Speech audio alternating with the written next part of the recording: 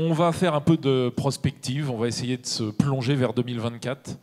Je ne sais pas si vous le savez, mais il y a un grand événement qui se prépare en 2024 à Paris et qui va aussi mobiliser quelques régions françaises. Donc ça devient une date un peu symbolique et une date vers laquelle on essaye de se projeter. Quelle priorité pour 2024 pour le tourisme français? Voilà la question qu'on va se poser avec nos intervenants. Alors, je vais vous rappeler des chiffres que vous connaissez certainement. Hein. Le tourisme en France, c'est 89 millions de touristes accueillis en 2017, 5 à 6% de hausse par rapport à 2016. On va frôler les 97 millions de nuitées, ça représente à peu près 8% du PIB en France et 2 millions d'emplois directs et indirects. Si nous sommes la première destination touristique mondiale, avec ces 89 millions de touristes, nous ne sommes pas les premiers en termes de recettes.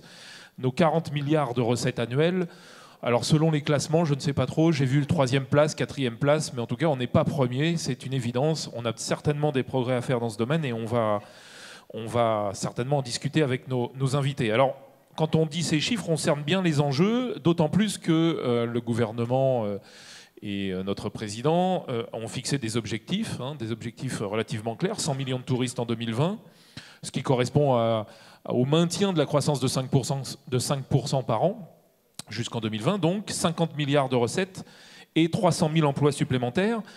On va voir si tout ça sont des perspectives envisageables avec nos invités. Pour nous aider à réfléchir à toutes ces questions-là, pour essayer de construire cette période de 6 ans qui nous sépare de 2024, je vous demande d'accueillir, et on va les applaudir chacun à leur tour pour les encourager, pour leur mettre aussi un petit peu de pression, pour susciter un peu les bonnes paroles. Donc Sven Boinet.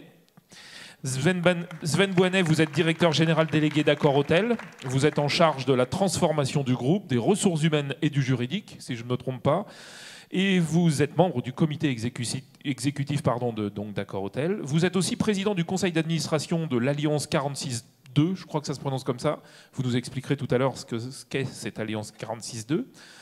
À votre droite, Stéphane Delot. Stéphane Delot, il est adjoint au maire de Bordeaux, en charge notamment du tourisme, des événements, de l'animation de la ville.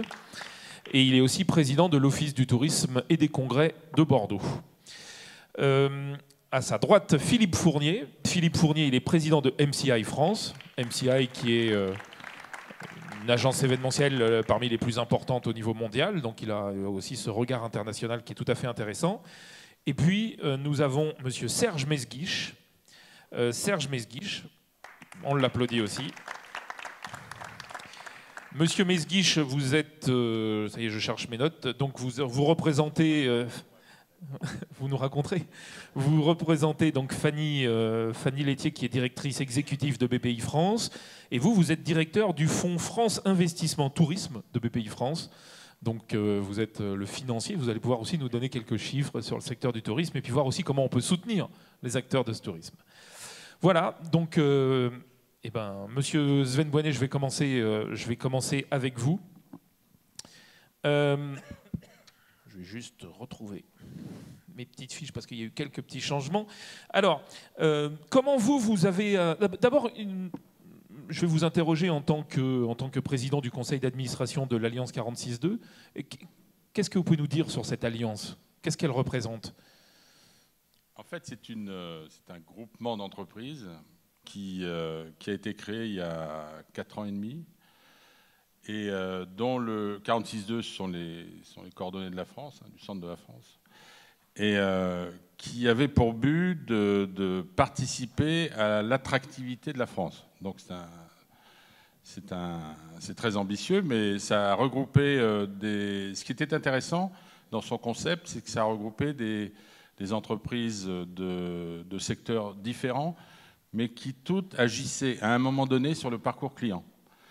Donc les grandes entreprises françaises qui sont impactées par le modèle économique lié au tourisme d'affaires, au tourisme de loisirs, y étaient. On a ADP, à la SNCF, Accor, Pierre et Vacances, Galeries Lafayette, Elior. Vous parlez au passé, mais ça existe toujours, ça travaille toujours. Oui. Vous aviez un constat un peu sévère d'ailleurs quand on regardait votre site internet, ce que j'ai fait. Vous disiez que le tourisme était en perte de vitesse, ou en tout cas vous ressentiez Je pense que, sans parler de déclin, vous ressentiez des faiblesses, en tout cas dans la structuration du tourisme. Je pense que c'était sûrement plus vrai avant que maintenant. Quand on a démarré notre action, on avait un allié de poids dans le gouvernement qui était Laurent Fabius, qui lui-même avait repris l'appellation de ministre en charge de l'attractivité de la France. Donc c'est quand même un geste politique très fort et qui a fait beaucoup de choses. Et je peux dire qu'on l'a aidé aussi à faire beaucoup de choses et il nous a aidé aussi sur d'autres sujets. Il a surtout aidé le tourisme en France et il a surtout aidé, je pense, à la prise de conscience politique de l'importance du tourisme. Parce que le tourisme, ça a été pendant très longtemps ce que vous avez dit tout à l'heure, c'est-à-dire un cocorico général disant qu'on est la première destination mondiale et que c'était très bien, que c'était 60 millions, puis après 70 millions, puis après 80 millions d'arrivées. Et en fait, ça cachait un réel problème qui était la perte de compétitivité par rapport aux autres destinations. Parce que l'attractivité, enfin la recette par touriste a augmenté en Allemagne de 70% dans ces 15 dernières années et 0 en France et 50% en Espagne. Et aujourd'hui, on est 3e, 4e ou voire 5e en termes de recettes. Et en tout cas, en termes de croissance de ces recettes, on est très très loin. Je crois qu'on est 40e pays sur les 50 premiers du tourisme en termes d'accroissement de la recette. Donc ça veut dire qu'on est resté sur nos acquis en gros. Ça veut dire qu'on estime que la France est légitimement la meilleure destination du monde et que donc il n'y a pas grand-chose à y faire. Est-ce que vous pensez que cette prise de conscience initiée par Laurent Fabius et son équipe, on est sur cette même tendance aujourd'hui? Et plus largement, comment vous appréciez la feuille de route définie par le Conseil interministériel du tourisme? Je pense que oui, cette feuille de route, ou en tout cas le comité interministériel du tourisme, c'est l'expression du gouvernement actuel, mais de la même préoccupation, c'est-à-dire que le tourisme est important, très important pour les emplois, très important pour le PIB de la France, mais on n'est pas tout seul et il faut réveiller les consciences, et puis réveiller non seulement les consciences, mais aussi agir sur un certain nombre de sujets. Ce que je trouve très positif dans le comité interministériel du tourisme, c'est finalement le rythme qui est mis et la méthode qui est employée, qui est relativement nouvelle, c'est-à-dire des objectifs précis, des timings pour les atteindre. Une réunion importante tous les 6 mois. Une réunion importante tous les 6 mois, un résultat des actions précédentes. Enfin voilà, on ne se cache pas derrière son petit doigt et on annonce des choses et on essaye de les faire. Et je pense que tout le monde est sensibilisé par ça. Et je pense que c'est un geste, encore une fois, politique qui peut s'opposer à ce que nous demandions, qui était, nous, un ministre du tourisme. Et en fait, la réponse du gouvernement, ça a été ça. Qui, si elle est efficace, nous va très bien aussi. Alors vous parliez de certains sujets mis en avant à travers ce travail-là. Qu'est-ce qui, selon vous, quels sont d'abord ces sujets d'importance, de réflexion globale des acteurs du tourisme français et quelle ambition faut-il avoir autour de ces sujets? Quels sont pour vous les sujets les plus importants? Les sujets ne sont pas tellement originaux, hein. Ils sont relativement forts et classique. C'est des sujets qui tournent autour de l'accueil, autour du transport, autour de la sécurité, hein, et autour des infrastructures. Les infrastructures sont fondamentales. On ne peut pas se contenter de ce qu'on a. Il faut qu'on ait des moyens donnés par nos grands argentiers sur la rénovation de nos sites et puis la création de nouvelles infrastructures.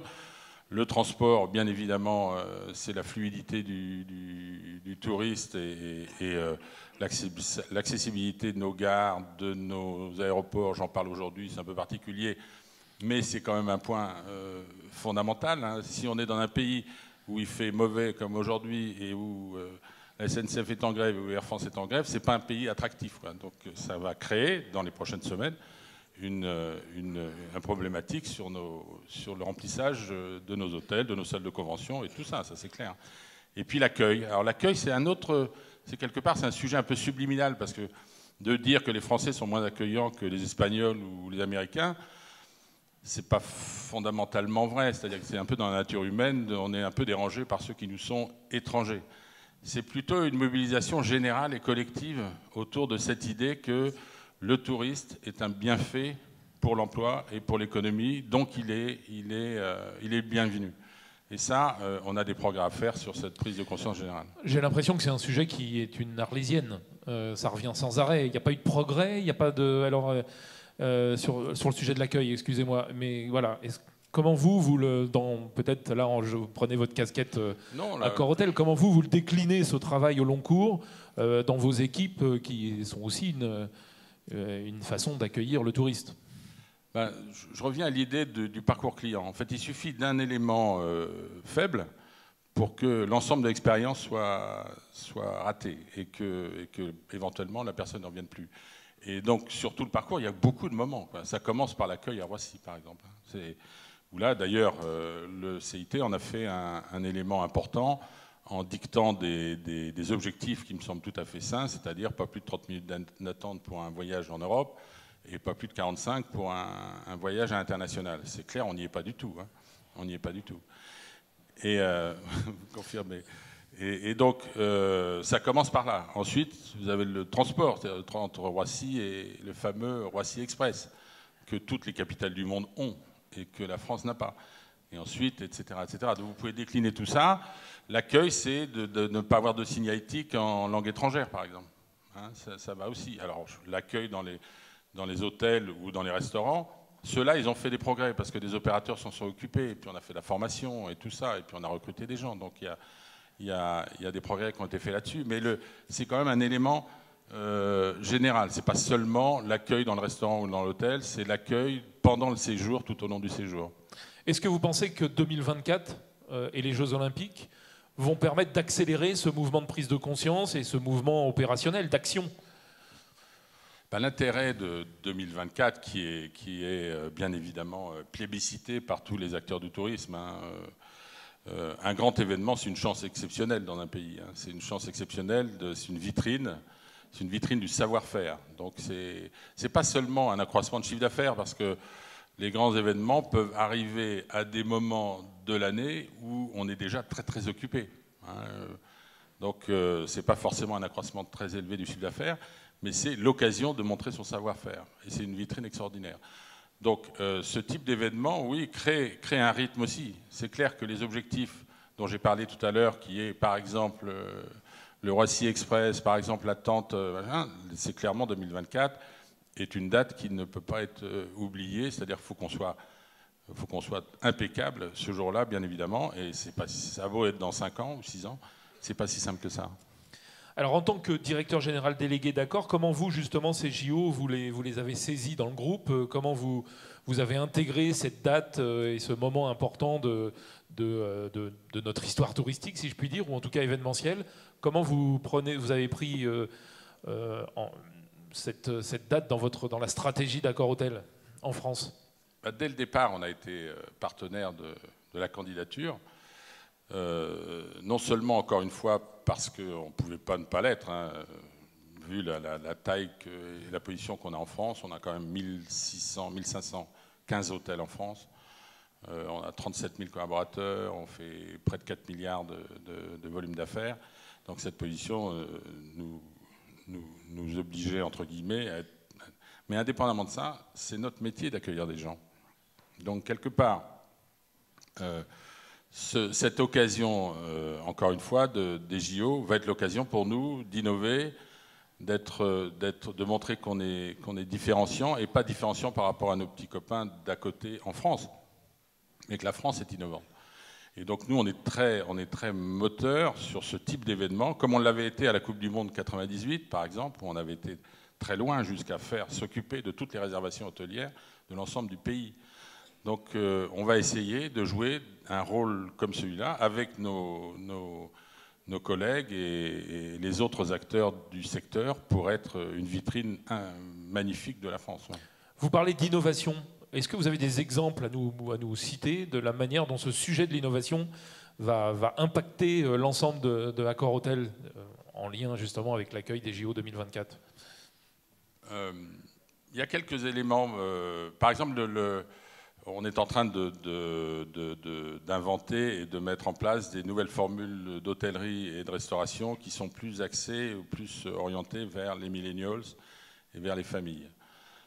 c'est clairement, les Jeux Olympiques va être clairement un moment donné où on va pouvoir exprimer, on va pouvoir créer des établissements, on va pouvoir aussi créer des établissements dans des zones où ce n'était pas forcément la vocation, c'est-à-dire qu'il y a un réaménagement des zones, le nord de Paris va changer, toute cette zone-là va changer, on va pouvoir mettre des établissements là qui n'étaient pas forcément prévus, qui ne l'auraient pas été sans les JO 24. Ensuite, on a toute notre activité de conciergerie digitale, qui elle est parfaitement et qui est le produit, le service de demain, et qui est parfaitement adapté à l'arrivée en masse de touristes ou de clients de ce type.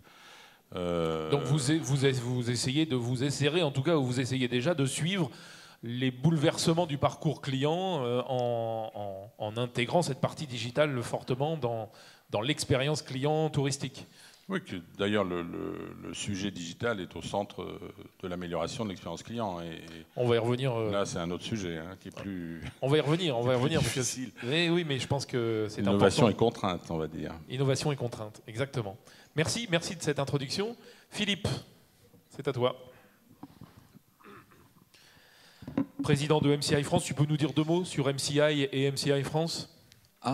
Oui, volontiers. Juste pour savoir qui parle à travers toi. Un groupe international de communication événementielle, d'organisation de congrès, de solutions aux associations.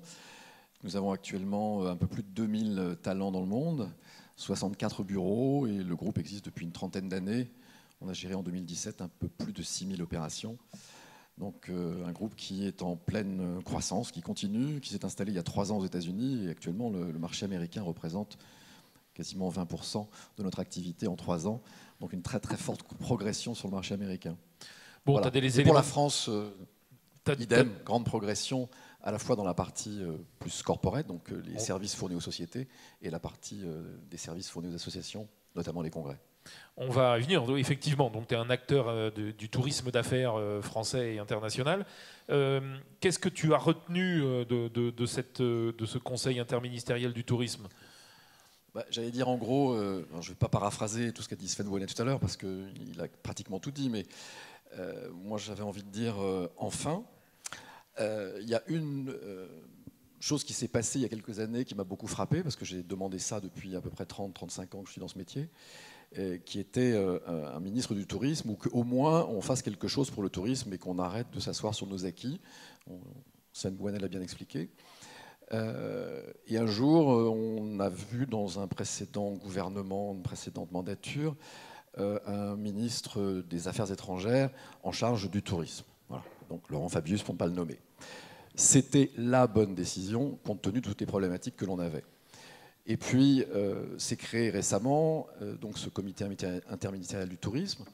Je pense que tout ce qui est mis dedans est absolument fabuleux. Ça correspond à toutes les demandes que l'on a pu faire depuis des années et des années, que ce soit pour Paris ou pour l'ensemble du territoire français. Maintenant, j'attends de voir les résultats, bien entendu. Et je pense qu'il ne faut pas être prêt pour 2024. Je pense qu'il faut être prêt maintenant, très vite. Parce qu'on a attendu trop longtemps et qu'il faut mettre en place tout ce qui est mis, effectivement, toutes ces propositions qui sont évoquées dans ce comité, dans ces rapports et dans ces réunions. Il faut le mettre en place le plus vite possible parce qu'il n'est pas possible que lorsqu'on arrive à Paris, et je suis revenu de Dubaï l'autre jour, il m'a fallu plus de 45 minutes pour passer effectivement le contrôle aux frontières. Vous arrivez à Dubaï, vous avez 300 mètres linéaires de comptoir, avec des personnes derrière pour passer le contrôle de police. Ça vous prend au maximum 20 minutes, même quand vous avez, et je vous garantis qu'à Dubaï, l'aéroport, si vous connaissez, ce ne sont que des A380 qui débarquent.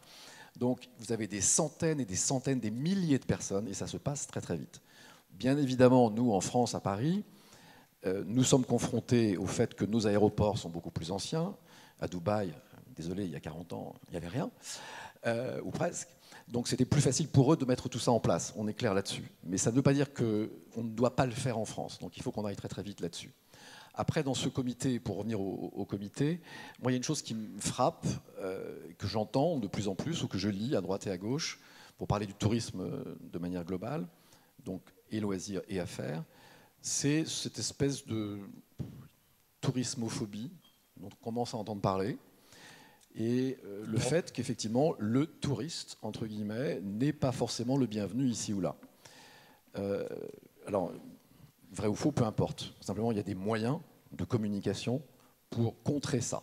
Et je vais y revenir après parce que la communication. Ça serait une est un vrai discussion problème. tous ensemble, peut-être. C'est parce que Oui. c'est vrai que le surtourisme et puis cette. Alors on le a voit vu pas ce qui trop se en passe à France. Barcelone. À Barcelone, Voilà. à Venise. Donc, Donc on a quelques expériences. Donc, il faut le prendre en compte. Oui, c'est clair. C'est un phénomène important.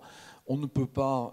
Moi, quand je fais un congrès, pour ne le citer que la Porte Maillot, et qu'on a tous les halls du Palais des Congrès qui sont occupés avec des stands qui vont se construire, on ne peut pas, en tant qu'organisateur, ni le Palais des Congrès, ni nous, ne pas prendre en compte les nuisances de tous ces camions qui vont décharger et décharger des heures durant, bloquer la circulation, etc., etc. Donc il y a des enjeux, il faut les saisir, et ça doit faire partie des travaux. Et puis le dernier point, peut-être sur ce comité pour 2024, c'est que si on analyse tout ce qui s'est passé sur les Jeux Olympiques précédents, on s'aperçoit, tous les benchmarks en tout cas qui sortent le disent, que en fait ce n'est pas pendant la période des JO que l'on gagne le plus, parce que certaines personnes vont se dire « Ah mais non, je ne vais pas venir, ça va être trop cher, il va y avoir trop de monde, je ne sais pas comment je vais y arriver, etc. » On se rend compte que ça rapporte beaucoup avant et après, plus que pendant. Et je trouve que l'un des enjeux de 2024, c'est que la France doit se dire « Comment pouvons-nous faire ?» Bonne question peut-être, je n'ai pas la réponse, il faut qu'on réfléchisse tous ensemble. Comment pouvons-nous faire pour que pendant les JO, ce soit un vrai phénomène qui rapporte à tout le monde? Voilà. Ça doit faire partie peut-être de la réflexion de tout la à l'heure. réflexion. On va y venir. Moi, je voudrais revenir. Tout à l'heure, tu as dit on doit faire les choses maintenant, sans plus attendre.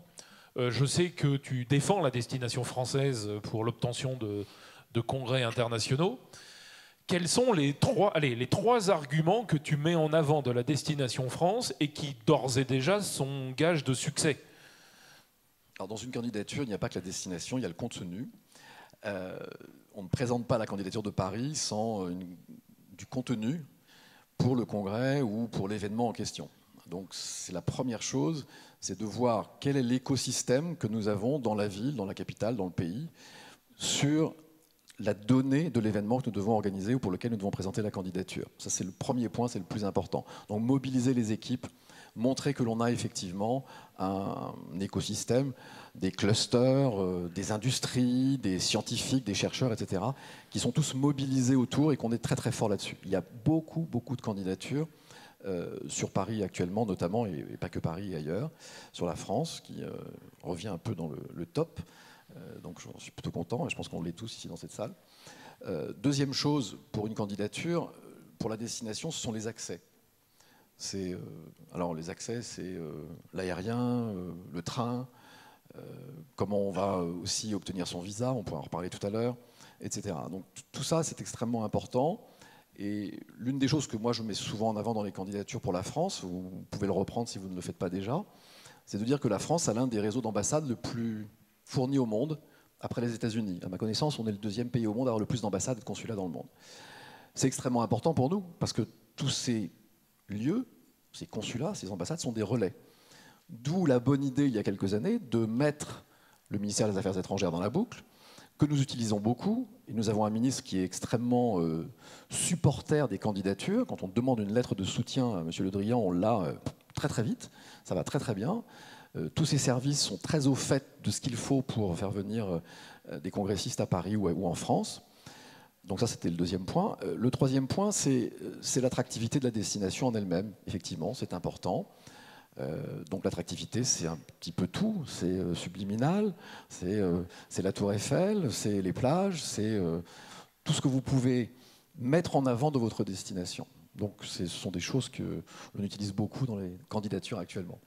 Mais pour les candidatures, je dois vraiment vous préciser, ça fait vraiment très longtemps, ceux qui me connaissent dans la salle le savent, que j'en fais, et ça faisait longtemps que je n'avais pas vu autant d'engouement pour la France depuis un peu plus d'un an. Donc je ne vais pas me référer à la période que ça représente, mais à la fois les changements dans le pays, la candidature gagnée des Jeux Olympiques sont deux choses absolument primordiales. C'est un événement unique, phénoménal, c'est la locomotive qu'il nous fallait, et ça va nous rapporter avant énormément. on voit l'effet, moi j'ai beaucoup vu l'effet sur les JO de Sydney, d'Athènes, de Chine, de Londres, de Rio. On perdait souvent des candidatures à Paris contre ces destinations à l'époque ou avant les Jeux. Et là, on est dans la même situation absolument incroyable où en fait les gens ont envie de voir, envie d'aller dans la ville que les JO ont choisie. Et pourtant, Paris, indépendamment de ça, est déjà la première destination en termes de congrès au monde, a priori. Oui. Alors, écoutez, je voudrais bien relativiser ces chiffres parce que, d'abord, il y en a plusieurs. On est soit premier, soit troisième. Bon, je veux bien qu'on soit dans le trio de tête, c'est pas le problème. Singapour accueille, a priori, au moins autant de congrès et événements que Paris. Voilà. Donc il ne faut pas perdre de vue que la concurrence est très très grande et que les moyens, et là-dessus il y a peut-être un message à passer, que les moyens que ces destinations donnent pour les candidatures sont largement supérieurs dans d'autres pays que nous n'en avons en France dans les candidatures. C'est peut-être regrettable, ça ne veut pas dire qu'on perd tout le temps, au contraire, on gagne beaucoup, fort heureusement. Mais on pourrait faire mieux. Oui, on peut toujours faire mieux. Merci. Merci Philippe. On va revenir certainement sur tout un tas de sujets que tu as levés. Stéphane Delot, comment vous avez apprécié cette feuille de route dans le cadre qui a été faite dans le cadre du Conseil interministériel du tourisme? Écoutez, d'abord, je n'en fais pas partie, contrairement à mes voisins qui en parlent savamment. Et d'autre part, je regarde ça comme un provincial, comme un élu local. C'est bien. C'est bien que les acteurs parlent, c'est bien que le gouvernement soit impliqué, c'est bien que des gens, et notre président ici de France Congrès Événements est un membre éminent de cette structure, donc j'ai vraiment toute confiance. Bon, pour moi... Moi, je l'entends comme vous relativisez, quoi. Non, je ne relativise pas. Non, je ne fais pas partie du comité, je ne peux pas en parler plus que ça. Non, mais simplement 2024, c'est en effet une date. Les questions que nous nous posons, nous aussi, dans nos métropoles ou dans nos territoires, c'est que fait-on jusqu'en 2024 et que fait-on le jour d'après? Ça, ce sont des vraies questions par rapport à ce type d'événement. Là, pour un événement national, mais quand nous sommes organisateurs d'événements locaux, c'est aussi la question qu'il faut se poser. Comment vous vous êtes saisi de cette perspective, vous, à Bordeaux? Non, moi je sais qu'il y a une chose qui m'intéresse beaucoup, c'est comment structure-t-on notre offre. Le tourisme est un marché d'offres, pas un marché de demande. Et je serai sans doute le troisième à tisser des louanges, à tresser des louanges à Laurent Fabius, parce qu'à travers les contrats de destination, à travers le point d'appui qu'il a pris sur les marques, et à travers la mobilisation de nos représentations diplomatiques, comme le précisait Philippe, il a vraiment fait bouger les lignes. Depuis 17 ans que je m'occupe du tourisme à Bordeaux, j'ai une seule préoccupation, c'est offrir des contenus. Les gens nous choisissent pour ce qu'on va leur offrir pour leurs vacances, pour leurs loisirs, pour leur enrichissement personnel, pour leur découverte. Et nous avons en effet, dans ce pays, une richesse patrimoniale, une richesse culturelle, une richesse environnementale, une richesse historique absolument extraordinaire. Et les contrats de destination et tout ce qui peut se mobiliser autour de ça, c'est comment donner encore plus de valeur à ces richesses patrimoniales et culturelles. Et je plaide pour que, en même temps qu'on défend les moyens dont nous avons besoin, nous, tout ce qui a été évoqué sont des... Bien sûr qu'on a besoin d'infrastructures, un besoin de transport, c'est évident. Mais on a, en même temps, et je dirais plus encore, besoin de raisons de faire venir les gens chez nous.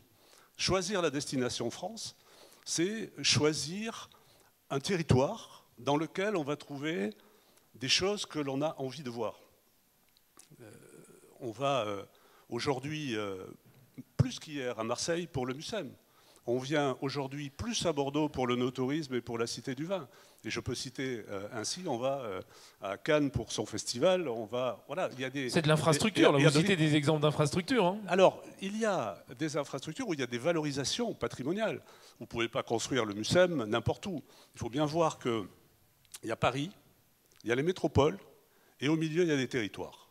Et ces villes intermédiaires et ces territoires intermédiaires aujourd'hui ont besoin, eux aussi, de valoriser ces richesses patrimoniales qui sont souvent très importantes, pas toujours très accessibles, et c'est là que la conjonction de l'accessibilité et de la création du produit, de la création de l'offre sont très importantes. Et c'est vrai qu'il y a ce besoin de simultanéité dans l'action à conduire. Comment vous avez, à Bordeaux, est-ce que vous avez dans votre, ce que vous avez appelé tout à l'heure le tourisme de contenu, quel type d'exemple vous avez à nous donner de la manière dont vous avez saisi cette question-là et sur le travail que vous faites et que vous allez faire aussi encore sur ces sujets-là? Vous savez, c'est relativement simple et certaines personnes ici le savent. Bordeaux, en l'an 2000, n'était absolument pas une ville touristique. Je disais tout à l'heure à Sven Boinet, en 2001, nous faisions 1 170 000 nuitées taxées à Bordeaux. L'année dernière, on en a fait 5 750 000. Fois 5 en 15 ans. Voilà, fois 5 en 15 ans. Sur quoi s'est-on appuyé? On avait, Sven le sait, une hôtellerie qui était poussicoussa. Il y a eu des investissements considérables qui ont été faits depuis. Et aujourd'hui, le problème de l'investissement hôtelier à Bordeaux n'est plus un problème. Il y a beaucoup de projets. Par contre, qu'est-ce qui s'est passé? La valorisation de la richesse patrimoniale, de la richesse culturelle. La richesse patrimoniale, elle était là, mais il y a beaucoup de villes qui l'ont, on n'est pas les seuls à l'avoir. Donc il y a la mise en valeur du patrimoine, et après il y a la construction autour de cette histoire et de ce patrimoine, de l'offre touristique que nous avons développée, nous, principalement autour de l'œnotourisme, mais pas que. On a voulu développer aussi la croisière, enfin on a choisi quelques axes comme ça principaux, et c'est en faisant monter cet intérêt de contenu qu'est arrivé l'investisseur et que sont arrivés les moyens et l'organisation. Nous avions à cette époque-là, au niveau de l'aéroport, c'était vraiment un aéroport des années, on va dire, des années plutôt 50, quoi, que nous avions. Aujourd'hui, on a 120 lignes, donc voilà, les choses ont considérablement changé. Donc vraiment, je crois qu'il y a là la vraie question de notre pays quand on dit aujourd'hui qu'on se fait bananer par Singapour. Je pense qu'en matière culturelle, en matière de patrimoine, de richesse et d'attractivité, je pense qu'on doit arriver à faire aussi bien, pas dans le même style, mais on doit y arriver. On a quelques histoires à raconter, en tout cas, davantage que Singapour, certainement. Vous évoquez, si je synthétise un petit peu ce que vous dites, j'ai l'impression que c'est d'abord le contenu qui fait venir les infrastructures. Moi, j'entends des discours un peu différents quand je me balade. C'est les infrastructures qui font venir les gens. C'est un peu la poule et l'œuf. Comment on travaille les deux de concert? Alors, moi, je vais vous donner mon point de vue. Je pense que non. Voilà. On a vu un certain nombre de villes moyennes qui ont pensé qu'il fallait d'abord avoir un aéroport et un palais des congrès, et qu'avec ça, il allait y avoir des touristes. Les aéroports, ils ferment ou ils sont en difficulté, et les palais des congrès ne sont pas toujours faciles à faire vivre s'il n'y a pas derrière un territoire touristique qui sert d'appui.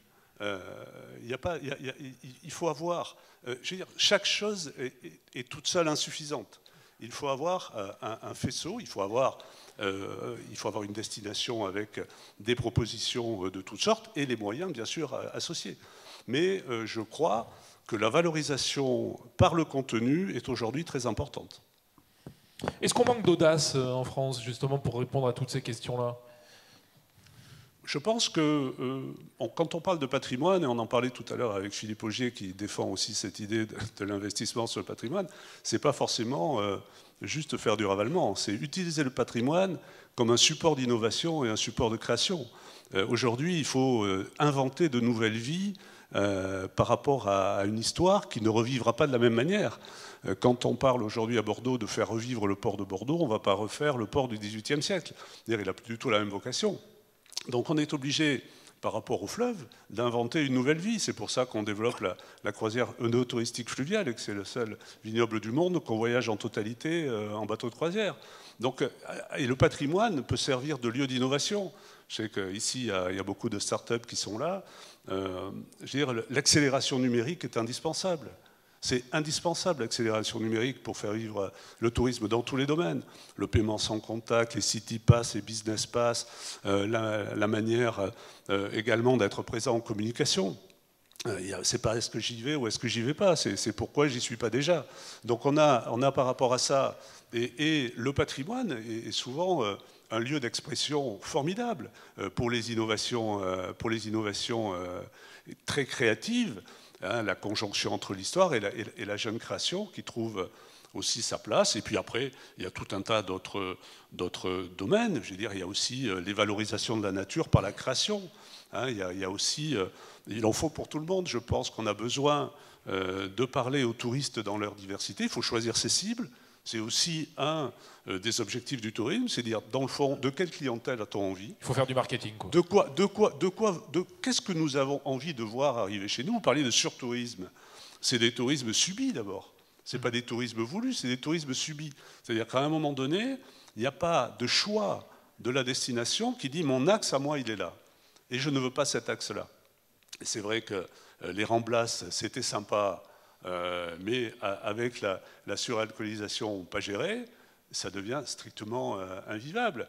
Et c'est vrai que pour aller du Ponte Vecchio à la place Saint-Marc, à partir du moment où il y a un sens de circulation, on ne peut pas le remonter dans l'autre sens, c'est sûr que ça devient un véritable souci. Donc il y a aussi besoin de gérer ça. C'est très difficile aujourd'hui.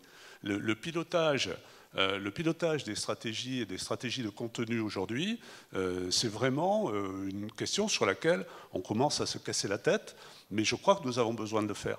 Et je crois qu'une manière relativement paisible de faire ça, c'est de travailler sur nos valeurs fondamentales. Et je pense que nos valeurs fondamentales sont dans le patrimoine et dans la culture. Merci. On va parler infrastructure avec vous, Monsieur Mesguich. Alors, dites-moi un petit peu, présentez-moi BPI France, enfin, présentez-moi dans les grandes lignes, et puis bien évidemment votre particularité tourisme. Très bien. Donc BPI France, comme vous le savez, ça a été créé donc, par François Hollande. C'était la fusion entre les activités fonds propres de la Caisse des dépôts, les activités financement d'Oseo. Et donc on a fondé BPI France donc avec la volonté donc, de servir les entreprises de demain et bon, pourquoi pas ce fameux événement des JO de 2024. Alors on n'a pas attendu 2024 pour intervenir dans ce beau secteur du tourisme. Alors je ne crois pas qu'on était présent au JO de, je crois que c'était 1924 ou 1900, parce que le crédit hôtelier, qui est donc l'origine une branche aujourd'hui de la BPI, a été acteur donc, dès les années 30. Donc, tout ça pour dire qu'en fait, on intervient dans ce beau secteur depuis très longtemps. Et que, par exemple, la part, si le tourisme représente 7% du PIB, notre part, nous, des interventions dans le tourisme, il est plutôt entre 10 et 15%. On a accompagné, par exemple, je crois, les premiers hôtels qui avaient été montés par Paul Dubrul et Gérard Pélisson à son époque. Donc voilà, donc ça c'est le BPI, donc ça va être des financements directs, donc ce ne sont pas des financements bancaires court terme, hein, c'est des financements longs. Ce sont des garanties, ça c'est très important, un dispositif de garantie qui est fait notamment aux restaurateurs. On va intervenir massivement dans ce secteur-là sous forme de garantie. Ça va être des prêts à l'innovation, comme vous disiez tout à l'heure, pour le financement des startups. Moi, je suis toujours surpris quand je vois une start-up qui me dit « mais nous, on a un certain succès ». Qui me dit « mais pourquoi vous avez monté cette start-up » Parce qu'on se départ, en dehors du fait qu'il y a toute cette génération qui a envie de monter sa start-up, mais on savait qu'on allait avoir un coup de pouce de BPI, soit pour une bourse, French Tech, un prêt innovation. Et puis on a cette activité, en finale celle que je représente aujourd'hui, celle dont je m'occupe au quotidien, qui est un investisseur. Donc là, on prend des participations au capital des sociétés, des PME, de toute taille. Ça peut être des entreprises, des start-up, des jeunes entreprises, mais ça peut être également des entreprises plus mûres du secteur. Donc voilà en résumé les différents métiers de la banque. Quel type de dossier vous voyez passer aujourd'hui? Quelles sont un petit peu les tendances fortes que vous observez dans votre boulot au quotidien? Alors, effectivement, en tant qu'investisseur, on a tendance à plus se projeter sur toutes les boîtes qui sont en forte évolution, hein, qui sont un peu les entreprises de demain. Mais en même temps, enfin moi, ce que je vois de mon côté, c'est qu'on a, après la révolution digitale, hein, l'évolution est quand même très importante dans ce secteur, c'est un des premiers secteurs impactés, où en fait la démarche avant l'achat, l'acquisition, donc se fait via Internet, smartphone, aujourd'hui beaucoup le smartphone. C'était la première évolution. Aujourd'hui, je vois aussi des tas d'évolutions de comportement au quotidien, des usages qui évoluent, indépendamment de cet usage digital. On parlait tout à l'heure des millénials qui arrivent et qui demandent ce qu'on appelle l'expérience, mais c'est la réalité, hein. Donc des nouveaux types d'hôtellerie. On parle souvent, par exemple, d'exemples comme MaShelter, mais il y en a d'autres, hein, dans le groupe Accor. Il y a plein de choses. Et dans tous les jeunes entrepreneurs qu'on voit aujourd'hui, une façon différente de concevoir les infrastructures hôtelières, le parcours client et finalement le parcours hôtelier. Vous cherchez la différence? Vous cherchez ce qui est un peu différent dans toutes ces... Non, alors quelquefois on va être dans des choses qui vont être un petit peu effectivement éclectiques, mais on sait aussi, chez BPI, c'est le gros de ce qu'on fait, financer la rénovation de l'hôtellerie. Hein, c'est un enjeu important. Parce que les hôtels qu'on construit, c'est alors pour les équipements courants, c'est tous les 5 à 10 ans. Pour les grosses infrastructures, c'est tous les 20 à 30 ans. Et donc ça, on commence à avoir un parc hôtelier très important. Donc il faut assurer non seulement le développement en termes de chambres, mais également la modernisation. La rénovation, c'est très important. Justement, quelle résonance vous avez avec la feuille de route définie dans le cadre du Conseil interministériel du tourisme? Comment vous, BPI, vous saisissez de toutes les questions qui sont nées de la réflexion de ce Conseil? On était très actifs en fait dans cette chose-là, surtout sur la partie financière. Alors ce qu'on essaye toujours, c'est de proposer des choses un petit peu nouvelles. Alors vous savez que dans les prêts, je pense par exemple aux prêts dans le secteur hôtelier, c'est relativement facile. Je mets ça avec des guillemets, bien sûr, de financer, je dirais, un hôtel classique avec des garanties bancaires, etc. C'est plus compliqué aujourd'hui, par exemple, pour la petite hôtellerie indépendante qui se rénove. Et donc, on avait monté avec nos partenaires Caisse des Dépôts un prêt qui s'appelait le prêt hôtellerie, justement pour les plus petites opérations, qui était limité, par contre, en montant. On pouvait intervenir à hauteur de 400 000 euros. Avec des concours bancaires, je dirais complémentaires, ça menait une opération autour d'1 million. Et là, il a été décidé de porter ce prêt-là, spécifique, de 400 000 à 1 million d'euros. Donc on veut permettre des programmes plus importants, parce que souvent, lorsqu'il y a une rénovation, il y a aussi une transmission d'entreprise. Donc forcément, de toute façon, les montants des programmes ont tendance de façon à s'accélérer. Donc ça, c'est un exemple. On a également... Autre exemple, donc le fonds tourisme, France Investissement Tourisme, qui était au départ de 50 millions, on l'a porté à 100 début d'année, et là on le porte en mai à 200 millions. Donc ça prouve vraiment l'intérêt. Voilà l'action qui est quand même importante. N'oublions pas la restauration aussi, sur lequel on a aussi un programme spécifique très important, parce que la restauration, il y a un taux de mortalité qui est plus important. On a besoin de concours bancaire, mais également de garant. Alors on l'a dit, l'action BPI est importante en termes de garantie bancaire, mais elle l'est aussi dans ce qui est les prêts de modernisation à la restauration. Donc ça, c'est une action. Et une autre qu'on est en train de mettre en place, qui est un petit peu plus lente à mettre en place, mais qu'on a mis en place dans d'autres secteurs, c'est ce qu'on appelle l'accélérateur chez nous, c'est dire on ne va pas simplement se soucier du sujet du financement des entreprises, mais également accompagner, je dirais, les dirigeants dans leur parcours pour en faire en fait des chefs d'entreprise qui ont une progression, une croissance, les aider. Alors c'est des programmes qu'on a montés qui aujourd'hui sont généralistes. Il y a revenir aux études, hein, donc on les forme dans des campus sur certains nombres de thèmes. On leur fait un diagnostic 360 de leur société avec des recommandations et puis un suivi. Et également, il y a un côté aussi lobbying, mise en contact.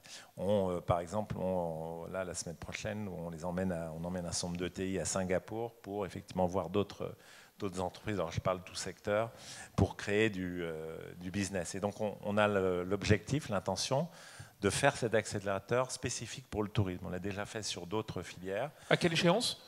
L'échéance 2018-2019, un accélérateur spécifique. 2024, c'est une échéance pour BPI France aussi? Alors, nos échéances, elles sont au quotidien. On ne s'est jamais arrêté. Je donne un exemple. En 2016, qui était quand même une année, on a un peu oublié, mais quand même compliquée, où les investisseurs étaient quand même un peu prudents. On a progressé en activité et on a continué en 2017. On a tout concours confondu, c'est 1,6 milliard qu'on a injecté directement dans ce secteur-là. 2024, ça signifie, quand on fait un rétro-planning, ça veut dire financer des opérations dès maintenant. C'est-à-dire que c'est des gens qui en ce moment sont en train de soit de chercher des terrains, négocier des permis, des opérations qui vont aboutir peut-être en 2020, 2021. Parce que celles qui vont ouvrir en 2019, elles sont lancées depuis déjà 2017. Pour être prêt pour 2024, il faut être prêt maintenant, en rétro-planning. Donc, donc ça veut dire qu'on ne s'est pas mobilisé spécifiquement. Je pense que, par contre, ce que j'essaie, et ce qui est un peu le cas, nos avis, notamment au niveau des grandes métropoles comme Paris et d'autres, c'est que j'ai l'impression que ça peut accélérer un certain nombre d'autorisations administratives, de permis. Ça permet de créer une ambiance qui ne soit pas toujours... nous, on s'est battu, par exemple, dans la partie investissement, de dire, c'est pas je dirais, le frein, ce n'est pas toujours les banquiers. C'est souvent ce process qui est très long pour monter une opération. Chez nous, c'est 4-5 ans. Ça paraît normal, mais dans d'autres pays, et qui ne sont pas si loin, c'est 2 ans, 2 ans et demi. Pourquoi on ne pourrait pas être plus agile? Je pense que... Alors, il y a plein de raisons, mais je pense que des événements comme cela, ça va permettre d'accélérer un certain nombre de choses, de mentalités. Je pense que c'est pas mal aussi d'avoir un sujet comité interministériel, parce que ça concerne tout le monde, le secteur du tourisme. Ça concerne les transports, la sécurité, donc les préfectures, ça concerne donc l'intérieur, ça concerne plein de gens différents. Donc les mobiliser, c'est pas mal. Bon, moi, j'ai moins l'expérience de ce qui s'était passé pour les JO d'Albertville, mais ce que j'ai pu voir sur le comportement des banquiers et des investisseurs dans la période qui précédait, c'est quand même une certaine accélération des choses, qu'on était quand même tenu par une date. Ça veut dire que vous le sentez un peu, vous, dans le nombre de dossiers que vous gérez, dans le nombre de dossiers qui arrivent sur votre bureau? Est-ce que il y a une accélération? Ça vient là. On n'a pas arrêté, je vous dis, parce que bien sûr, si on prend des exemples des grandes villes, on manque de chambres, on manque de réactifs. Voilà, on commence à être bien réactif, parce que ce qu'il faut être clair, c'est que ce qui a permis aujourd'hui de passer un palier aussi en termes de nombre de touristes, par exemple à Paris, c'était Airbnb, qui nous a permis d'accueillir les Coupes d'Europe de football. Sinon, on n'aurait pas pu accueillir. Et là, l'hôtellerie est en train de repartir grâce à ça, finalement, parce qu'elle se remet en cause, elle se remet en question. Les gens voient que c'est une forme d'émergement qui peut être plus agréable, plus sécuritaire. Je pense qu'il y a un vrai enjeu par rapport à ça. Merci de ce volet accompagnement stratégique, parce que vous allez loin, vous n'êtes pas que dans le financement. Les voyages à Singapour, c'est aussi une manière d'ouvrir les chakras des personnes que vous accompagnez. C'est ma présidente qui va. Je voudrais qu'on revienne sur le sujet ce que j'ai appelé moi le surtourisme, ou en tout cas les démarches anti-tourisme qui ont émergé l'année dernière, à l'été 2017, en Espagne, en Italie, mais aussi en Croatie ou au Portugal. Comment vous, dans le développement de vos opérations, vous intégrez ou pas d'ailleurs, vous intégrez ce phénomène-là, et qu'est-ce que ça fait, quel type de réflexion ça vous oblige, Monsieur Boinet? Je pense qu'il y a déjà un sujet de timing des phénomènes. Effectivement, ce qu'on vient de dire, c'est qu'un hôtel, c'est un projet de 5 à 7 ans environ. Donc, c'est peut-être d'ailleurs pour ça qu'on est toujours en sous-offre structurelle par rapport à la croissance du tourisme mondial aujourd'hui, qui doit être entre 5 et 7%. 4,6% selon l'office, je ne sais plus lequel. Ouais.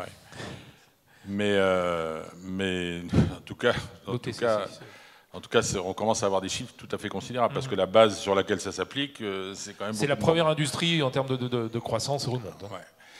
Et encore, on n'a pas tout vu. Les Chinois, une fois qu'ils vont s'y mettre, ça va être particulier. Surtout dans des destinations qui sont a priori des destinations de choix. Aujourd'hui, les destinations, vous avez parlé, la France, Barcelone, Amsterdam, Londres, sont en tête largement de tous les désirs de voyage de gens qui n'ont pas encore pu voyager. Donc la pression va être très forte. Et maintenant, d'être capable d'avoir des infrastructures qui vont matcher ce type de croissance, on ne les a pas, on ne peut pas faire.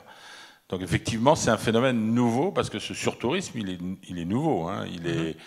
Il a été lié aussi au phénomène dans quelques grandes destinations d'Airbnb qui a quand même accéléré l'offre urbaine de façon non contrôlée pendant quelques temps. Maintenant, ça s'est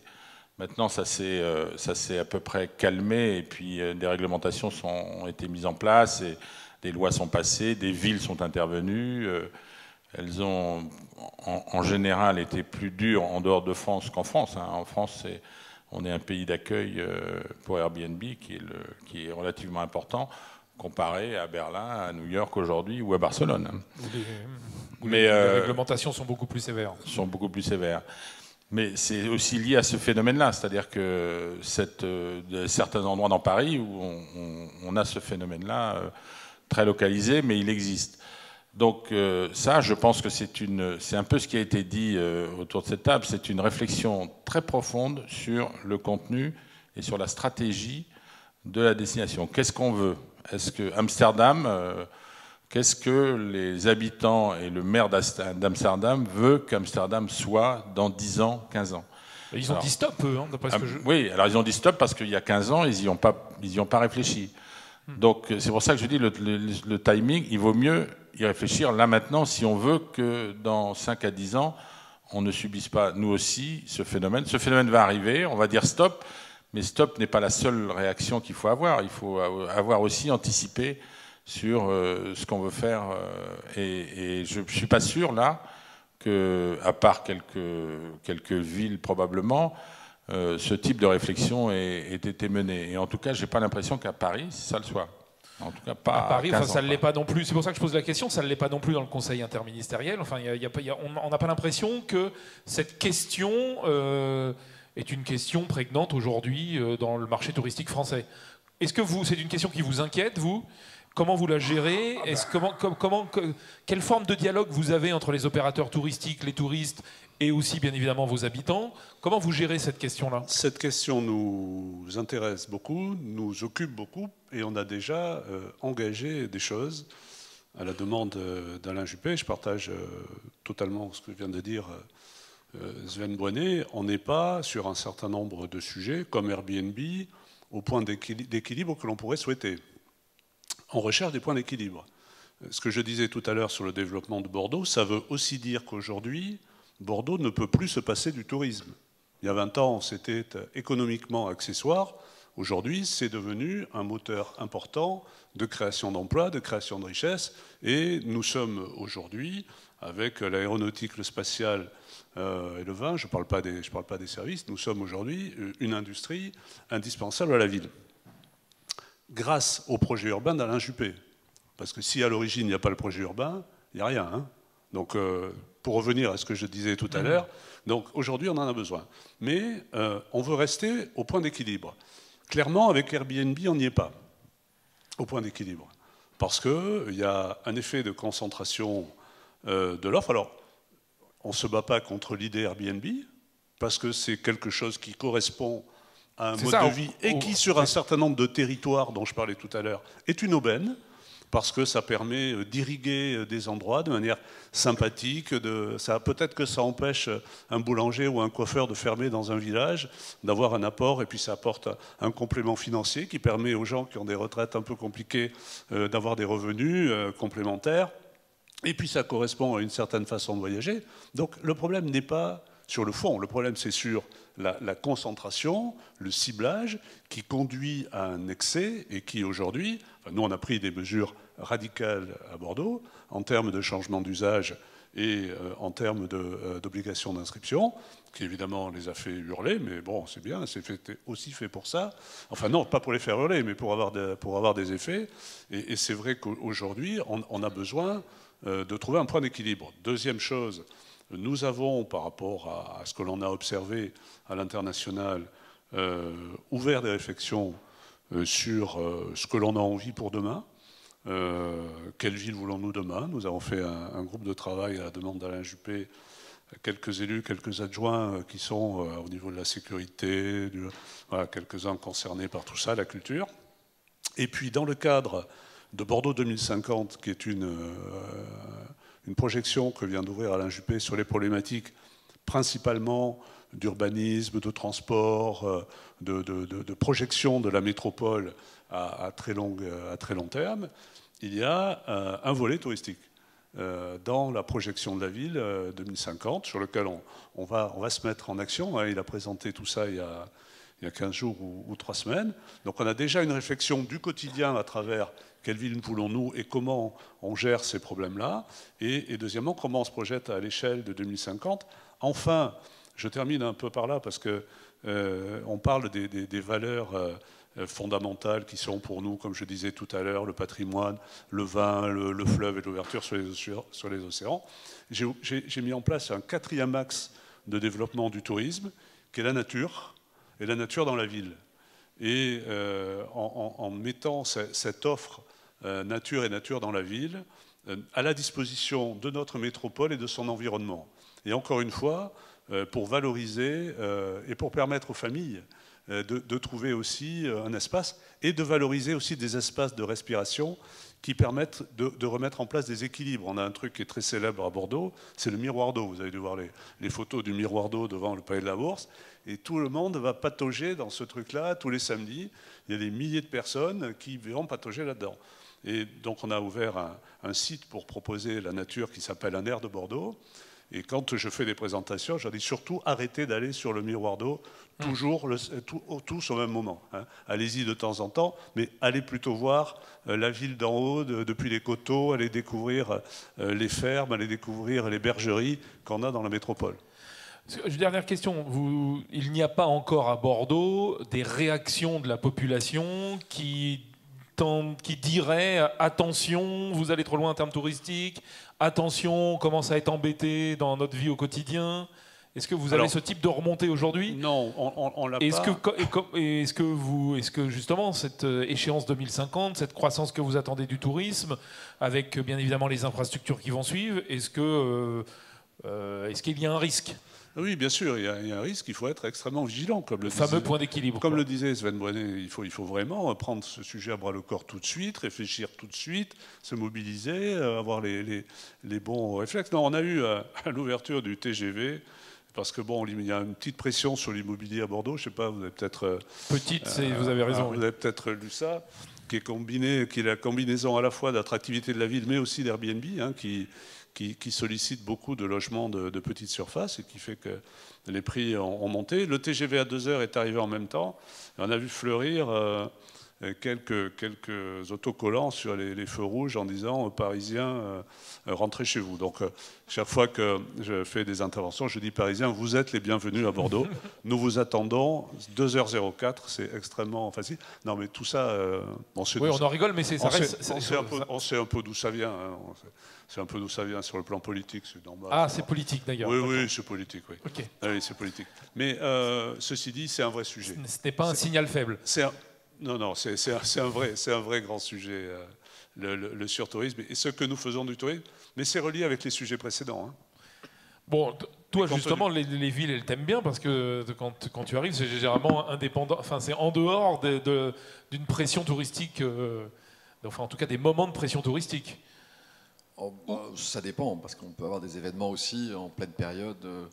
On vient d'en faire un récemment dans une ville de Bretagne, en plein pendant un salon, c'est pas évident.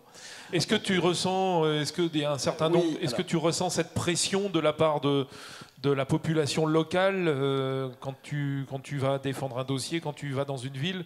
Est-ce qu'il y a quelque chose qui émerge? Enfin, quel est ton sentiment par rapport à ces questions de surtourisme? Non, moi ce qui m'a surtout énervé, c'est quand j'ai entendu il y a quelques mois, au moment où la candidature des Jeux Olympiques a été gagnée par Paris, qu'on a commencé à voir fleurir ci et là sur les réseaux sociaux, dans les journaux, à la télévision, à la radio, que tout ça allait coûter beaucoup d'argent, que c'est encore les Français qui allaient payer, etc. etc., etc. Il faut dire que les villes d'accueil la question n'est pas bien posée. La question n'est pas bien posée. La question à se poser, c'est qu'est-ce que ça rapporte à la destination.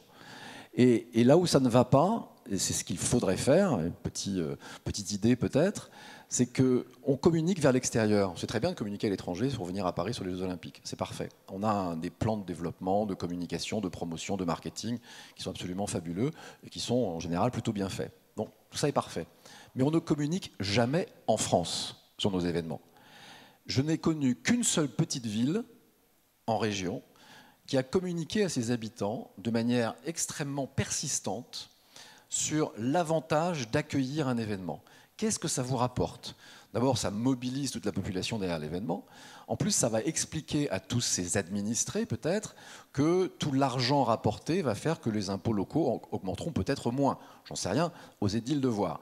Mais donc, il y a un manque absolu de communication dans ce pays sur ce que peuvent rapporter à nos concitoyens les grands événements que nous organisons, qu'il s'agisse d'un gros congrès, qu'il s'agisse des Jeux Olympiques ou qu'il s'agisse d'un grand salon. Il y a une manne économique derrière qui fait vivre toute une population. Les retombées directes, indirectes, induites, on les connaît, sauf qu'on ne l'explique pas. Nous, on les connaît tous dans cette salle. On sait tous l'impact que ça a. Mais on ne va pas l'expliquer aux concitoyens. Alors forcément, celui qui habite dans la rue à côté d'ici et qui voit 3 cars arriver, la pollution, le bruit, il ne peut pas se garer, il a du mal à rentrer chez lui. Mais si on communiquait un tout petit peu à nos concitoyens tout ce que cela leur rapporte au quotidien, plutôt que de dire uniquement 89 millions de touristes en France. À la limite, 89 millions de touristes en France, moi je suis quelque part en Lozère, je me dis, mais je reste en Lozère, je ne vais pas aller à Paris ni à Bordeaux. Il y a trop de monde. Ce n'est pas comme ça qu'il faut communiquer. Il faut communiquer avec des chiffres sur ce que ça rapporte à la population. Tant qu'on ne fera pas ça, on ne pourra pas lutter contre justement cette tourismophobie. Et il faut débloquer des fonds pour communiquer auprès de nos concitoyens. Et alors, pas de la communication au JT de 20h, que plus personne ne regarde, mais de la communication sur les réseaux sociaux, de la communication grand public, de la communication publicitaire. C'est des moyens qu'il faut mettre en place, on les a, et il faut expliquer à nos concitoyens. Et par ce biais-là, on va éviter le tourismophobie très très vite, parce qu'on va expliquer, ok, il va y avoir du monde, mais ça va vous rapporter, parfait. Alors, il n'y a pas que l'argent, ça rapporte aussi en notoriété, en fun, les jeunes aiment bien ça, etc. Donc, il faut aller dans ce sens-là. Moi, c'est vraiment le conseil. Donc, c'est qu'un problème de communication pour toi, la tourismophobie Alors, ça peut être aussi un problème politique, mais, il y a derrière un grand enjeu de communication à prendre en main. C'est clair. Monsieur Bonnet, vous voulez rajouter quelque chose sur ce sujet de... Oui, ça me fait penser à... Je crois que c'était la Coupe du Monde en Afrique du Sud, où il y a eu, au moment de cette Coupe du Monde, une grande campagne de communication sur le thème « 8 touristes égale un emploi ». Et c'est exactement ce que vous dites. Et je pense en plus que la bataille du surtourisme ou la bataille des grands événements, elle est gagnée dans le collectif. C'est-à-dire que dans la capacité qu'on a, nous, les opérateurs, mais aussi les pouvoirs publics, d'entraîner la totalité de la population. Moi, j'ai vécu les Jeux Olympiques à Rio. Je suis allé à Rio avec mes enfants, passer 8 jours là-bas. Et alors que toute la presse, enfin une partie de la presse en Europe et en France en particulier, parlait du catastrophisme de l'organisation et tout, j'ai trouvé ça exceptionnel. Absolument exceptionnel. Alors là, on parlait d'attente à Roissy. Là, il n'y avait aucune attente. Toute la population était mobilisée pour que ça se passe bien. Alors après, il y a eu d'autres choses, mais au moment des Jeux, la population entière vivait les Jeux. Et donc ce collectif, il est de notre responsabilité par la communication, mais pas seulement par la communication. C'est aussi, il faut qu'on entraîne l'ensemble de nos concitoyens dans ce qu'apportent les événements et ce qu'apporte le tourisme. Stéphane ? Oui, il faudrait qu'on entraîne l'ensemble. C'est pas si facile que ça parce que le tourisme ne fait pas baisser les impôts. Le tourisme, c'est une industrie et pour qu'une industrie marche, il faut investir. Les collectivités investissent et la filière récolte les bénéfices, mais c'est pas en dehors de la taxe de séjour qui est quand même assez peu de choses. Il faut quand même savoir que c'est pas les collectivités qui investissent qui en ramassent les bénéfices. Ce sont les entreprises de la filière, ce qui est très bien parce que ce sont elles qui créent les emplois. Mais il faut bien voir que entraîner un certain nombre d'acteurs économiques, certes, et la filière, évidemment, se rend compte de ce qui se passe. Le concitoyen moyen, j'avais un associé qui disait chaque fois qu'on lui présentait un projet de communication, il disait au créatif, je lui disais, alors tu vois, tu as fait cette campagne-là, mais alors à moi, ça me fait quoi ? Hein, et à moi, ça ne me fait rien. C'est-à-dire que la personne qui vit dans les étages d'une rue où il y a la pagaille, on a beau lui expliquer que ça crée des emplois, si elle est à la retraite, elle n'est plus concernée. Si elle a une petite retraite, elle ne voit pas les bénéfices. Donc ce n'est pas si facile que ça d'entraîner l'ensemble de la population dans un projet. Alors il y a un élément qui est important, quand c'est de qualité, ça peut être la fierté. C'est-à-dire qu'à un moment donné, les gens sont heureux d'être dans une ville qui bouge, qui est dynamique, où il y a des choses qui se passent. Et là, c'est certainement un point sur lequel on peut travailler. La fiscalité, c'est un peu plus compliqué. Je voudrais juste faire un tour de vous sur la révolution numérique, la révolution digitale, et en quoi, d'ici 2024, ça va bouleverser les actes d'achat et le comportement de l'expérience du touriste. Et comment vous voyez cette révolution? Comment elle vient impacter vos stratégies respectives? On va commencer par vous, Serge. L'innovation, elle est au centre de BPI France.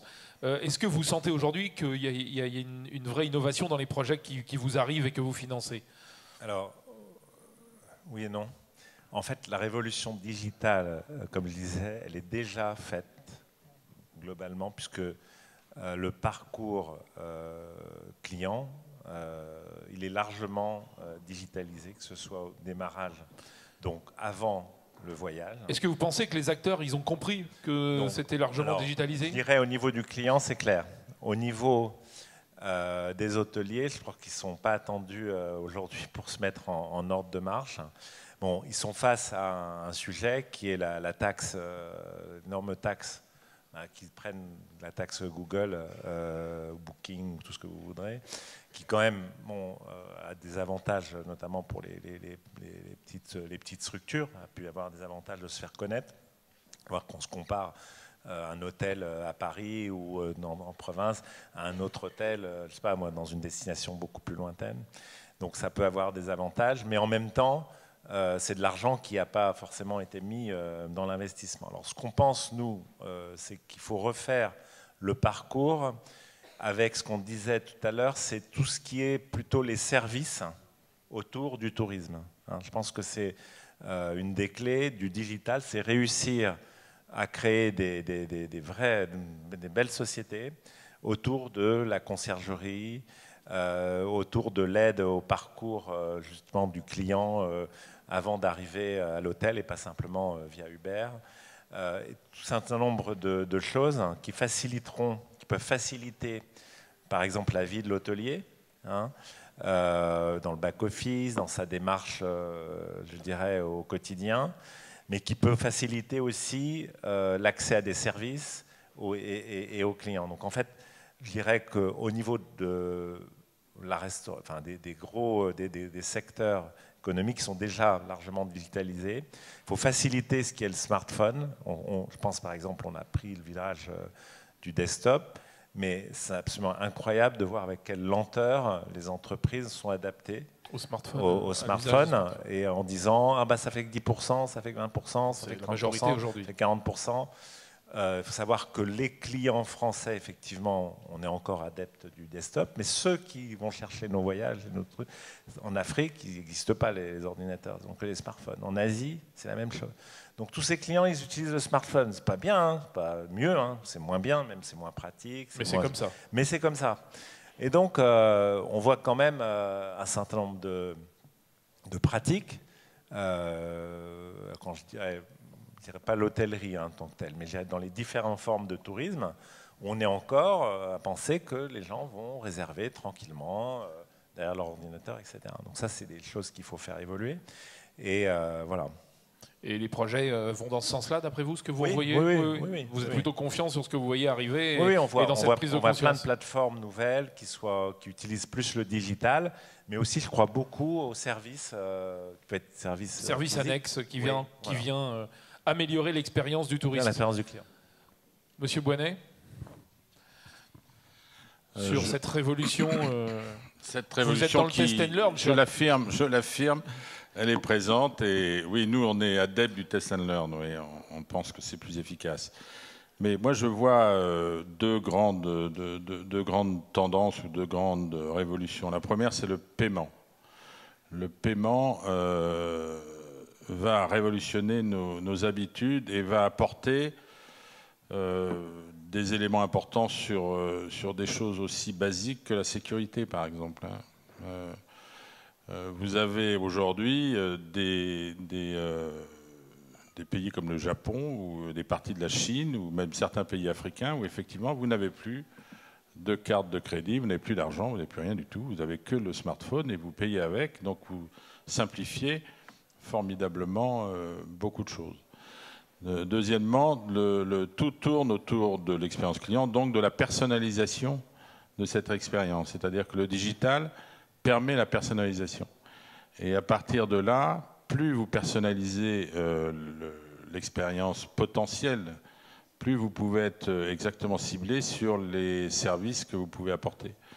Et donc on va aller de plus en plus vers la personnalisation du service, ce qui pose des problèmes de data et des problèmes de confidentialité et des problèmes de sécurité de la data. Avec une nouvelle législation qui vont devenir gigantesques et qui vont, on le voit dès aujourd'hui, qui rendent difficile, par exemple, des alliances marketing entre des acteurs pour proposer. Nous, on a ce sujet-là en ce moment. On discute beaucoup avec des acteurs comme Viparis, des acteurs comme les Galeries Lafayette, des acteurs comme ça, ou l'industrie du luxe, sur comment faire en sorte que l'expérience client soit totalement fluidifiée. Elle ne peut se faire que si on est capable d'échanger des données sur la personnalité du client et ses habitudes, ce qu'il veut faire, ce qu'il fait. Et ça, aujourd'hui, on a des lois et des réglementations qui ont 20 ans de retard par rapport à ce qui est en train de se passer. Donc, où est-ce que ça va aller, ça ? Vous considérez que la RGPD européenne, donc cette réglementation européenne sur la protection des données, vous la considérez comme archaïque ? Elle est totalement nécessaire. On est un peu, aujourd'hui, tout va beaucoup, beaucoup plus vite. On est un peu comme ce qu'on disait tout à l'heure sur le surtourisme. La seule réaction d'une municipalité, c'est de dire stop. C'est pas de dire qu'est-ce que je veux faire demain ou qu'est-ce que j'aurais dû faire, c'est stop.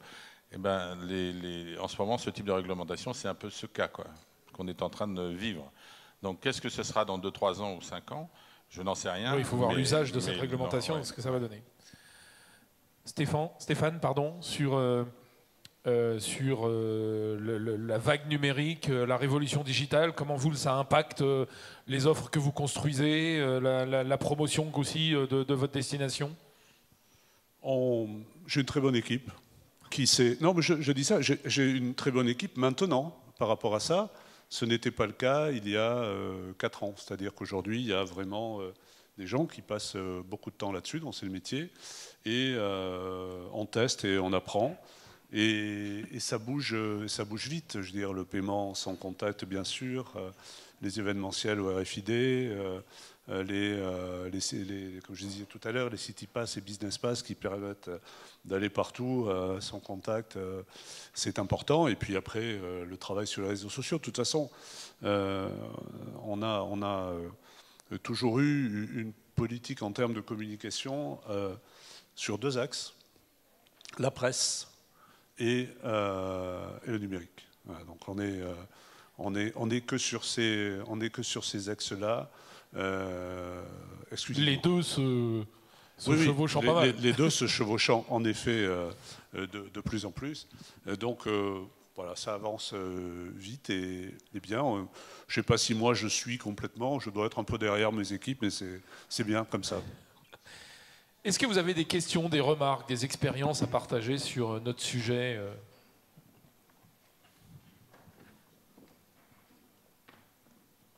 Merci. Clémence Barret, Atout France. J'ai juste un tout petit point à ajouter qui est pour moi très important sur ce chemin qui va nous amener à 2024.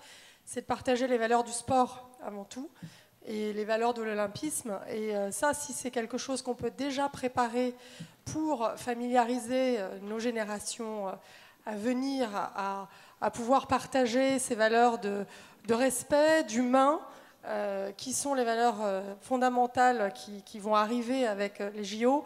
Je pense que c'est quelque chose qu'on peut adapter bien évidemment à l'accueil, à l'excellence de l'accueil, comme à l'excellence qu'on veut participer quand on participe à un événement comme les JO, à travers le sport et surtout les valeurs de nos athlètes, qui sont des exemples qu'on doit utiliser quotidiennement dans nos territoires, nos villes, pour montrer le savoir-faire français.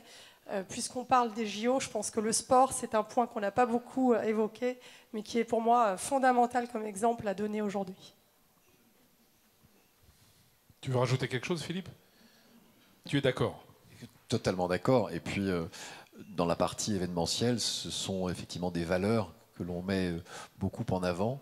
Et il y aura aussi pendant les JO un grand nombre d'événements que les entreprises mettront en avant, et notamment toutes ces valeurs du sport, le surpassement, le respect, le travail d'équipe. Tout ça peut faire partie aussi d'une communication qui va montrer à tous nos concitoyens ce qu'est un grand événement. Pour en revenir sur un autre type d'événement, quand on fait un grand congrès médical aujourd'hui, sans en nommer aucun, on fait aussi des activités entre guillemets grand public, c'est-à-dire qu'on va impliquer le grand public autour d'une thématique de santé publique, bien évidemment, que ce soit en cardiologie, en obésité, en nutrition. Il n'y a plus une seule candidature de congrès que l'on fait aujourd'hui, par exemple, où on ne va pas lier la candidature et le congrès scientifique, médical, la réunion des grands, etc., avec une activité grand public, pour justement impliquer la population. Et ça permet de passer des messages. Oui, Rudy Sall, adjoint au maire de Nice. Je voudrais simplement revenir sur l'exemple de Rio, parce que je trouve que c'est un mauvais exemple. Il ne faut surtout pas prendre Rio en référence si on veut réussir Paris 2024. Moi, je ne suis pas allé aux Jeux Olympiques de Rio, mais je suis allé après les Jeux Olympiques de Rio. Et les installations de Rio sont totalement à l'abandon. Le village olympique est également abandonné. La ville de Rio et l'État de Rio sont ruinés. Donc je crois qu'il faut faire très attention à la communication qu'on peut avoir sur les Jeux Olympiques de Paris, parce que Paris dispose déjà d'infrastructures très importantes, et donc nous devons vraiment avoir dans notre communication l'idée que les Jeux Olympiques de Paris vont s'inscrire dans une politique de développement durable et ne pas donner cet exemple-là. Encore une fois, j'aime beaucoup Rio, ma ville est jumelée avec Rio, j'y vais toujours très volontiers, mais là malheureusement je trouve que c'est un contre-exemple qu'il ne faut pas citer. Alors comme vous l'avez compris dans la façon dont je l'ai évoqué, je ne l'ai pas cité comme un exemple à suivre pour Paris en tant qu'organisation des Jeux, pas du tout. J'ai évoqué le sentiment de partage avec les habitants, c'est-à-dire que et la fluidité de l'expérience au moment des Jeux. Et c'est pour ça que j'ai rajouté, après c'est un autre sujet, mais au moment des Jeux, alors qu'on disait ça va être catastrophique, ça va très mal se passer, les gens vont se faire attaquer dans la rue, c'est très mal organisé, et bien pas du tout. C'était à ce moment-là très très bien organisé, et je vous promets que l'expérience du consommateur qui est allé voir les Jeux de Rio, elle était exceptionnelle. Donc je dis seulement que pourquoi elle était exceptionnelle? Parce que l'ensemble des habitants de Rio, ceux qui étaient autorisés à être dans la zone, hein, je veux bien imaginer que c'était le cas, hein, l'ensemble de ceux, en tout cas, que j'ai rencontrés, ont vécu l'événement ensemble. Je pense que ce collectif, cette notion de collectif et de participation de l'ensemble des habitants à un événement, c'est très important. Je vais citer aussi on a un événement planétaire qui a lieu chez nous avant la fin de l'année. Et oui, et je suis sûr que le 3/4, non, vous connaissez le nom, mais s'appelle Ryder Cup. La Ryder Cup, c'est un événement planétaire, c'est le troisième événement le plus médiatisé dans le monde, tous les ans, après les Jeux Olympiques et après je ne sais plus quoi, la finale de la Coupe du Monde. Tour de France. Il y a le Tour de France, mais non, plus que le Tour de France. Et sincèrement, je ne dis pas que tout le monde s'en fout, mais pas loin quand même. Hein. Pas loin quand même. Et c'est un événement qui, dans certaines régions du monde, je parle des États-Unis, je parle de tous les pays anglo-saxons, mais aussi l'Asie, est fondamental en termes de vitrine de la France chez eux. Mais nous, les Français, on n'est pas très préoccupés par cet événement et on sait à peine que cet événement a lieu. Je pense que ça va monter en puissance. Il y a quand même quelques initiatives de grand public qui vont émerger très très rapidement, dont une autre catégorie. C'est pas facile de faire vivre un événement si le collectif n'est pas impliqué. Il n'y a pas suffisamment de gens qui s'intéressent au golf pour que ça soit Non, mais c'est sûr, mais c'est aussi ça, c'est ce que j'allais dire. C'est une question de cible aussi. Donc j'en veux à personne. Mais je discute avec des patrons de presse, par exemple, sur l'événement. Je me demande comment est-ce que vous allez couvrir cet événement. Ils ne savent pas. Ils m'ont dit, ça, on n'en sait vraiment rien. Vous vouliez rajouter quelque chose? Oui, je voudrais dire que, en tant que banquier investisseur, on ne financera pas des entreprises sur 15 jours. Hein. On ne se remboursera pas nos prêts. Donc, on a forcément une vision durable dans l'action qu'on entreprend donc avec BPI et Caisse des dépôts. Hein, comme vous le savez, c'est une action conjointe, parce que Caisse des dépôts est surtout là pour financer les infrastructures, hein, dans le cadre du plan Fabius, le fameux milliard, nous plus l'exploitant. Donc on n'a pas du tout intérêt à ce que l'exploitant se retrouve après la fin des JO sans le sou, et de même sur les infrastructures, il faut qu'elles s'inscrivent dans la durée, dans le long terme. Et quand on prend la région parisienne, et c'est vrai dans les grandes villes, il y a besoin d'hôtels. Je vous donne un exemple, il y a eu 8000 chambres de créées à Londres l'année dernière. Je ne sais pas combien à Paris, mais beaucoup moins. Donc ça nous permet d'avancer aussi tout ça. Hein. Une dernière question? Ce n'est pas une question. Dominique Blasto, je suis adjoint au tourisme à Marseille, donc un peu concerné par les Jeux Olympiques. Ce que je voulais dire, c'est que chez nous à Marseille, la population est fière d'avoir des événements tels que celui-ci. On est la capitale de la culture, on a commencé par le mondial de football en 1998, et c'est là que la population a été ébahie, fière que les événements se passent sereinement. Et aujourd'hui, depuis cette période-là, on a à peu près 3000 bénévoles qui n'attendent que des événements pour participer. Et aujourd'hui, les Marseillais, eh bien, les Jeux Olympiques, oui, mais c'est surtout Marseille avec la voile, parce qu'on se tourne vers la mer. Et jusqu'à présent, ce n'était pas le cas. Et c'est ça qui rend une fierté aux Marseillais de toute génération, sportifs ou pas d'ailleurs. Donc je crois qu'il faut, c'est vrai, de grands événements, et puis savoir les communiquer, et non seulement communiquer, mais en même temps faire participer la population. Le collectif, et encore le collectif. Juste en quelques secondes pour terminer cette table ronde, est-ce que vous pouvez, s'il y a une priorité, une seule, si vous deviez retenir chacun d'entre vous une seule priorité déterminante pour vous, votre business, sans laquelle rien ne sera possible d'ici 2024, laquelle serait-elle? Une priorité. Je dirais la confiance. Hein, la confiance de tous ceux qui portent ce magnifique projet, tous les acteurs autour de ça, les banquiers, les investisseurs. Sans la confiance, on ne fait rien. Donc ça me paraît être la priorité, la confiance pour tout le monde. Avoir confiance. Philippe? Moi, je l'ai déjà évoqué. Communiquer pour un vrai travail d'équipe pour effectivement cette candidature, ces Jeux Olympiques et tous les grands événements. La communication. Stéphane? Construire des offres équilibrées. La construction d'offres équilibrées. Sven? Avoir envie et faire partager cette envie. Merci beaucoup, messieurs. On peut les applaudir. Merci beaucoup de cette explication de texte. À très bientôt, autour certainement d'autres occasions de prendre la parole, parce que d'ici 2024, il y en aura d'autres. Merci en tout cas de votre participation.